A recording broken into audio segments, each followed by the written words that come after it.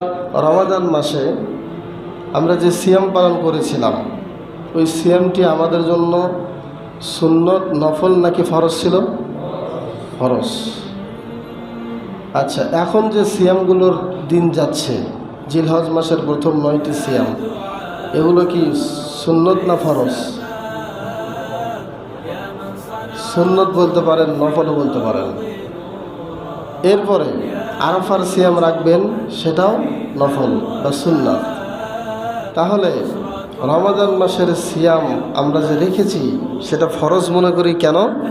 এটা আল্লাহ রাব্বুল আলামিন সরাসরি কোরআনে বলেছেন যে কুতিবা আলাইকুমুস সিয়াম, তোমাদের উপরে সিয়ামকে ফরজ করা হয়েছে।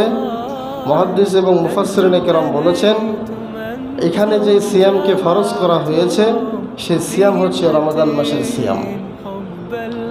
এখন ওই আয়াতের অনুবাদ যদি আমরা ধরি জিলহজ মাসের সিয়াম, তাহলে কি এটা ঠিক হবে?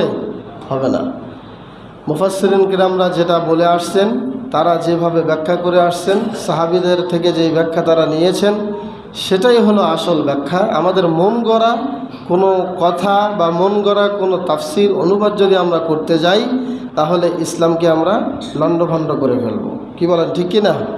তো আমি যেটা বোঝাতে চাচ্ছি সেটা হলো কুরবানি করা সুন্নাত নাকি নফল নাকি ফরজ, আর ফরজ সালাত আদায় করা এটা কি সুন্নাত নাকি ফরজ? তাহলে কুরবানি করা এটা হচ্ছে সুন্নাতে মুআক্কাদা, যার সাধ্য আছে তাকে করতে হবে। এখন কথা হলো লোকটার সাধ্য নাই, লোকটি নামাজি কিন্তু কুরবানি করার ক্ষমতা আল্লাহ তাকে দেয় নাই, হতে পারে এরকম। সেই লোকটা কি ইসলাম থেকে খারিজ হয়ে যাবে? হবে না। কিন্তু আমি আপনাদেরকে প্রশ্ন করি, লোকটার একটা টাকাও নেই কুরবানি করার, লোকটা সুস্থ অবস্থায় আছে, কোনো অসুস্থতা তার মাঝে নাই, এই লোকটার ওপর থেকে সলাৎকে মাফ করার কোনো ক্ষমতা কোনো মুফতির আছে? আমি বলতে পারবো যে তুমি সলাত আদায় করো না, এমন অধিকার আল্লাহ আমাদেরকে দিয়েছেন? শরীয়ত আমাদেরকে দেয় নাই।